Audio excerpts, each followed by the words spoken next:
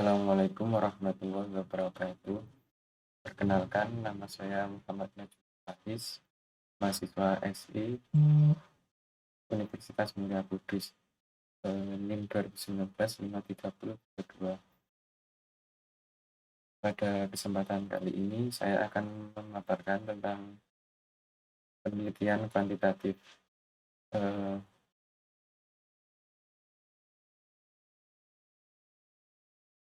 Contoh rumusan masalah pada penelitian kuantitatif. Contoh rumusan masalah Bobi 2005. Adapun permasalahan yang terjadi pada penggunaan akhir untuk menggunakan sistem baru. Dalam hal ini sistem core banking. Tampaknya pengguna akhir tidak begitu tertarik untuk menggunakan sistem baru yang menggantikan sistem legacy. Hal tersebut mungkin ada hubungannya dengan perceived usefulness, perceived ease of use, relevansi pekerjaan, norma subjektif, dan komputer self-advocacy yang dimiliki pengguna akhir. Untuk membuktikan kebenaran pendapat tersebut, maka dilakukanlah penelitian ini, sehingga dapat diketahui apakah benar faktor-faktor tersebut berhubungan dengan kepuasan pengguna akhir untuk menggunakan sistem core banking. Dengan demikian, permasalahan yang hendak dijawab dalam penelitian ini secara umum, apakah terdapat hubungan antara perceived usefulness, perceived ease of use, relevansi pekerjaan, norma subjektif, dan komputer self-advocacy dengan kepuasan pengguna akhir untuk menggunakan sistem core banking. Penelitian kuantitatif. Pada bahasan ini juga akan diterangkan bagaimana perumusan masalah dalam penelitian kuantitatif, pengumpulan data penelitian kuantitatif, analisa data, arti variabel, serta pengertian validitas dan reliabilitas.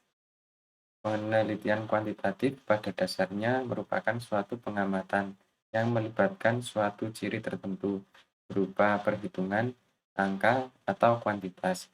Penelitian kuantitatif ini didasarkan pada perhitungan persentase rata-rata, Chi kuadrat, dan juga perhitungan statistik lainnya. Metode penelitian kuantitatif dapat diartikan sebagai metode penelitian yang berlandaskan pada filsafat positivisme, digunakan untuk meneliti pada populasi atau sampel tertentu. Teknik pengambilan sampel pada umumnya dilakukan secara random, pengumpulan data dan menggunakan instrumen penelitian, analisa data bersifat kuantitatif atau statistik, dengan tujuan untuk menguji hipotesis yang telah ditetapkan. Dalam melakukan penelitian kuantitatif, kita seringkali mengalami kesulitan tentang metode statistika mana yang akan digunakan. Hal ini umumnya disebabkan kita tidak mendapatkan materi penelitian yang lengkap dan terintegrasi. Hal ini umumnya disebabkan kita tidak mendapatkan materi penelitian yang lengkap dan terintegrasi. Selain itu, buku-buku yang kita temui pada umumnya tidak membahas hal tersebut secara menyeluruh. Analisa statistik digunakan untuk membantu peneliti untuk mengetahui hubungan antara variabel. Analisa statistik merupakan analisa yang bisa dipertanggungjawabkan secara ilmiah. Komponen dan proses penelitian kuantitatif. Pada prinsipnya, ilmu statistik dapat dibagi atas dua tahapan, yaitu statistik deskriptif yang berkaitan dengan pencatatan dan peringkasan data, dengan tujuan menggambarkan hal-hal penting pada sekelompok data, seperti berapa rata-ratanya, variasi data, dan sebagainya. Dan juga ada statistik inferensi yang berkaitan dengan pengambilan keputusan dari data yang telah dicatat dan diringkas. Salah satu metode kuantitatif yang banyak digunakan untuk dianalisis data adalah dengan menggunakan statistika. Pada gambar satu ini adalah contoh gambar dari komponen dan proses penelitian kuantitatif.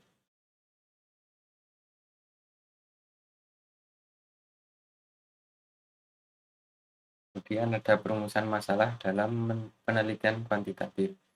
Rumusan masalah beda dengan masalah. Jika masalah merupakan kesenjangan antara yang dihadapkan dengan yang terjadi, maka rumusan masalah itu merupakan suatu pertanyaan yang akan dicarikan jawabannya melalui pengumpulan data. Terdapat kaitan erat antara masalah dan rumusan masalah, karena setiap rumusan masalah penelitian didasarkan pada masalah. Rumusan masalah biasanya menyertakan ruang lingkup untuk membatasi masalah yang akan dicari pemecahannya. Masalah yang akan dicari pemecahannya dirumuskan dalam bentuk kalimat tanya atau research question yang tegas dan jelas. Perumusan masalah ini berguna untuk memberikan petunjuk agar dapat mencari jawaban permasalahan tersebut secara empiris. Contoh ruang lingkup masalah pada penelitian kuantitatif. Pada Bobby 2005, masalah utama yang akan dikaji dalam penelitian ini adalah kepuasan pengguna akhir terhadap sistem core banking masih rendah.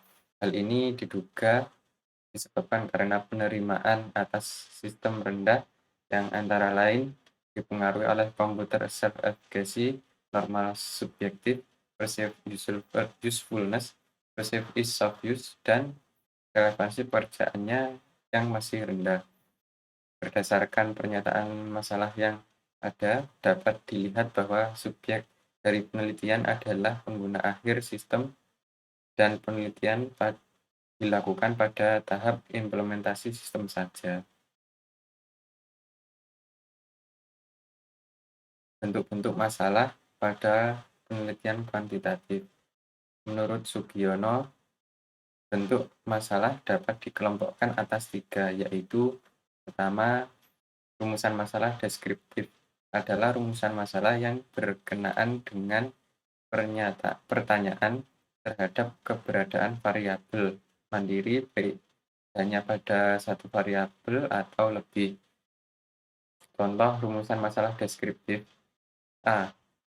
Seberapa besar tingkat efisiensi yang dihasilkan dari pemanfaatan teknologi informasi di DIT PTA.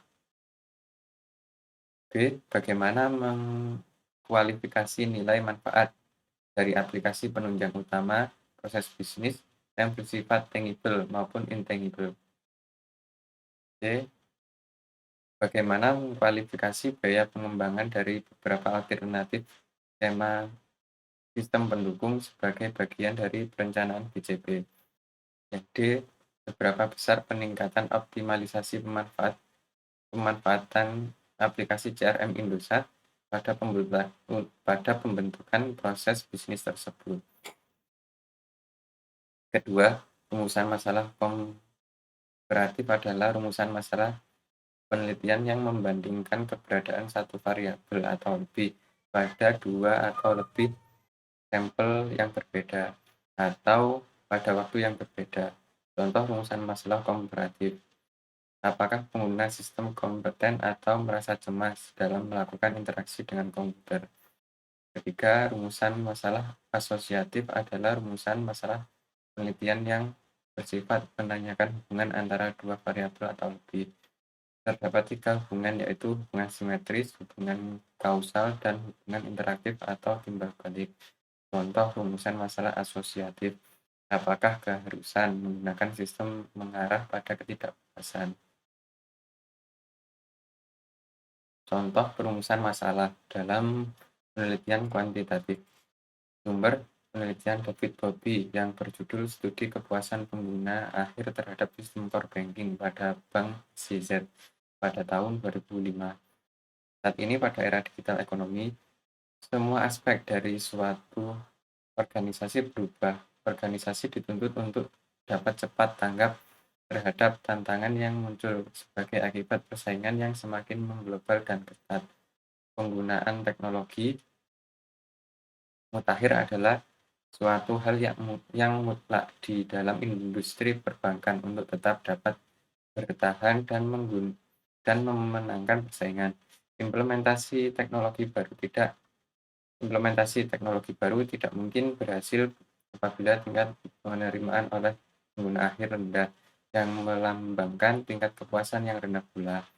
Meskipun penggunaan sistem core banking di suatu bank adalah suatu keharusan, namun ketidakpuasan pengguna pada akhirnya dapat mengakibatkan kegagalan. Penekanan perhatian pada sisi teknologi saja dalam suatu proses implementasi teknologi baru akan membawa suatu kegagalan, karena sisi manusia sama pentingnya untuk mendapatkan perhatian khusus. Penelitian yang dilakukan adalah penelitian kuantitatif dengan cara melakukan survei kuesioner.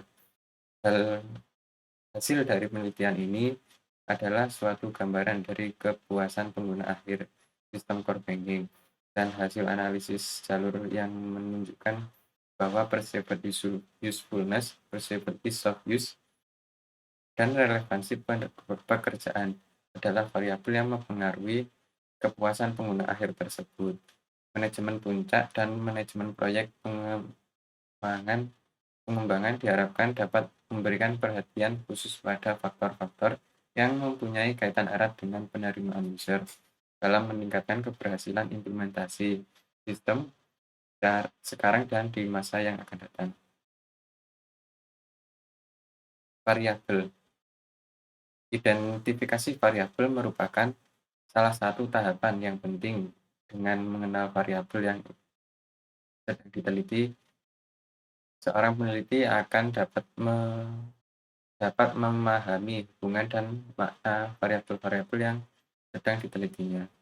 Memanipulasi variabel juga perlu dilakukan untuk memberikan suatu perlakuan pada variabel bebas, dengan tujuan peneliti dapat melihat efek bagi variabel terkait dan atau variabel yang dipengaruhinya. Melakukan kontrol terhadap variabel tertentu dalam penelitian juga perlu diperhatikan agar variabel tersebut tidak mengganggu hubungan antara variabel bebas dan variabel terikat. Masalah sebaiknya mencerminkan hubungan dua variabel atau lebih, karena pada prakteknya peneliti akan mengkaji pengaruh antara variabel tertentu terhadap variabel lainnya. Variabel adalah sesuatu yang bias. Kita ukur baik berupa pendapat, kepuasan, kinerja, dan lain sebagainya yang sifatnya berubah-ubah. Variabel adalah sesuatu yang akan menjadi objek atau sering juga terjadi sebagai faktor yang berperan dalam peristiwa atau gejala yang akan diteliti. Secara umum, variabel terdiri dari variabel bebas dan terikat. Ditinjau dari sifat variabelnya, dapat dibedakan menjadi variabel kualitatif dan kuantitatif. Variabel dibagi atas dua bagian, yaitu variabel bebas, independent variable, dan variabel terikat atau dependent variable. Variabel bebas biasa disebut dengan variabel prediksi atau variabel yang sebenarnya. Disebut juga dengan predictor variable atau right hand side variable. Merupakan hasil peneliti atribut atau potensial kasus yang diberikan pada investigasi penelitian. Dua variabel terikat atau dependent variable disebut juga dengan variabel luaran atau variabel yang bukan sebenarnya. Disebut juga outcome variable atau left hand side variable. Ditinjau dari sifat variabel yang dibedakan menjadi variabel kuantitatif dan kualitatif. Variabel kualitatif adalah variabel yang menunjukkan sifat kualitas dari objek yang menghasilkan data kualitatif melalui pengamatan. Dalam menganalisis data kualitatif yang berasal dari data kualitatif ini, bila mana akan menggunakan metode statistika, maka kualitatif tersebut harus dikuantitatifkan melalui cara pemberian skor. Hal ini diperlukan mengingat metode statistika merupakan metode komputasi dengan pendekatan kuantitatif, dan demikian ini termasuk pada diskrit dengan skala ukur, nominal atau ordinal. Variabel kuantitatif adalah variabel yang menunjukkan sifat kuantitas akan menghasilkan data kuantitatif melalui cara pencacahan atau pengukuran atau pemeriksaan laboratorium dan lainnya yang bisa berupa data diskrit atau kontinu dengan skala ukur, interval, atau rasio. Macam-macam data variabel. Yang pertama berdasarkan kategori atau kategorikal. Berdasarkan kategori ada binary atau dikotomus, yaitu variabel yang mempunyai dua nilai kategori yang saling berlawanan. Contohnya murid dan bukan murid, laki dan perempuan, dan sebagainya. Nominal atau non-order polytomus. Dalam skala nominal dipergunakan angka-angka, namun angka-angka tersebut hanya merupakan tanda untuk mempermudah analisis. Misalnya, jenis kelamin laki-laki dan perempuan, agama, Islam, Katolik, Protestan, Hindu lainnya, suku bangsa, Jawa, Batak, Sunda, Minang, dan sebagainya. Hal ini biasanya untuk jenis kelamin laki-laki dengan kode 1 dan perempuan dengan kode 2. Status perkawinan dengan kode 1 belum kawin, kode 2 kawin, 3 janda atau duda, 4 cerai, di mana angka-angka tersebut semata-mata hanya untuk tanda saja dan urutan angka itu tidak berarti apapun. Yang kedua, variabel ordinal.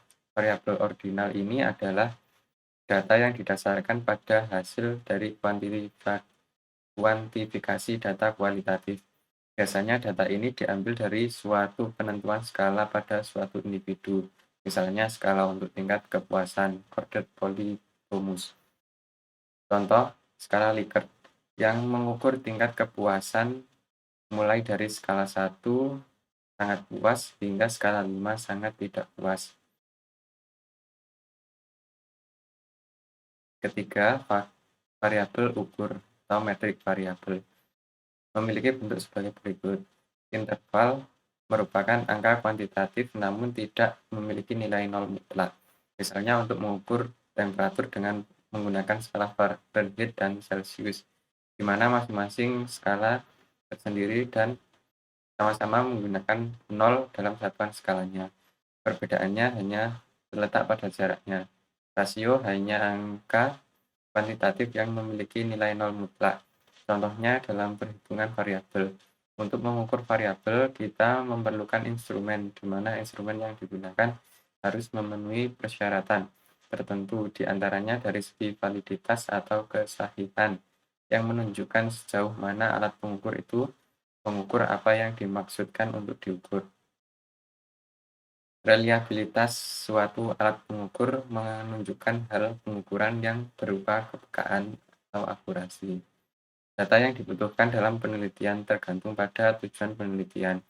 Dalam hal ini, maka perlu diperhatikan apakah datanya merupakan data kuantitatif atau data kualitatif. Jenis data kualitatif merupakan jenis data yang dapat diukur secara langsung dan dapat dihitung, sedangkan data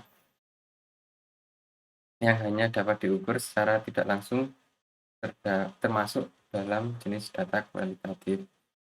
Dari seluruh jenis variabel, nominal, ordinal, interval, dan rasio memiliki sifat-sifat seperti tabel 1.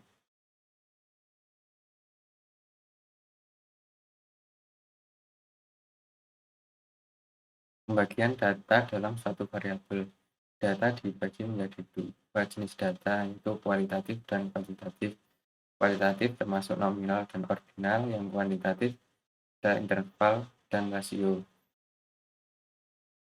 Validitas dan reliabilitas. Validitas menunjukkan ukuran yang benar mengukur apa yang akan diukur. Jadi dapat dikatakan semakin tinggi validitas suatu alat tes, maka alat tes tersebut semakin mengenai pada sasarannya atau semakin menunjukkan apa yang seharusnya diukur. Suatu tes dapat dikatakan mempunyai validitas tinggi apabila tes tersebut menjalankan fungsi ukurnya atau memberikan hasil ukur sesuai dengan makna dan tujuan diadakannya tes tersebut. Jika peneliti menggunakan kuesioner di dalam pengumpulan data penelitian, maka item-item yang disusun pada kuesioner tersebut merupakan alat tes yang harus mengukur apa yang menjadi tujuan penelitian. Suatu skala pengukuran dikatakan valid apabila skala tersebut digunakan untuk mengukur apa yang seharusnya diukur. Maka misalnya skala nominal yang bersifat non-parametrik parametrik digunakan untuk mengukur variabel nominal, bukan untuk mengukur variabel interval yang bersifat parametrik. Sesuatu dikatakan valid jika alat ukur yang dibuat sesuai dengan apa yang hendak diukur. Jika yang diukur adalah panjang, maka penggaris dapat dikatakan sebagai alat ukur yang valid. Akan tetapi, bagaimana jika yang diukur adalah variabel kinerja? Kinerja yang terjadi pada seorang manajer tentu berbeda dengan kinerja yang terjadi pada seorang cleaning service. Artinya, jika objek yang akan diteliti adalah berbeda, akan tetapi variabel yang akan diangkat sama, maka secara operasional yang akan terjadi perbedaan dalam mengukur indikasi-indikasi yang ada. Beberapa item yang mengelompok menjadi indikasi sebuah variabel tidak cukup dilihat dari ukuran validitas saja, namun juga diukur besarnya kehandalan yang terjadi pada kelompok tersebut. Sama halnya dengan uji validitas untuk mengukur reliabilitas sebuah instrumen dapat digunakan beberapa metode seperti speed valve, Alpha-Cronbach, test-retest, Rulon, Biot, dan banyak lainnya. Pengertian validitas atau kesahihan dan reliabilitas atau keandalan yang berarti mengukur suatu secara konsisten ataupun yang diukur, dan jika pengukuran dilakukan dalam kondisi apapun akan memberikan hasil yang sama dari data yang dikumpulkan. Jadi dapat disimpulkan bahwa suatu alat ukur tidak reliabel pasti tidak valid, begitu pula dengan alat ukur reliabel belum tentu valid. Sekian pemaparan mengenai penelitian kuantitatif dari saya. Apabila ada kekurangan atau kesalahan dalam penyampaian materi, mohon maaf. Terima kasih. Wassalamualaikum warahmatullahi wabarakatuh.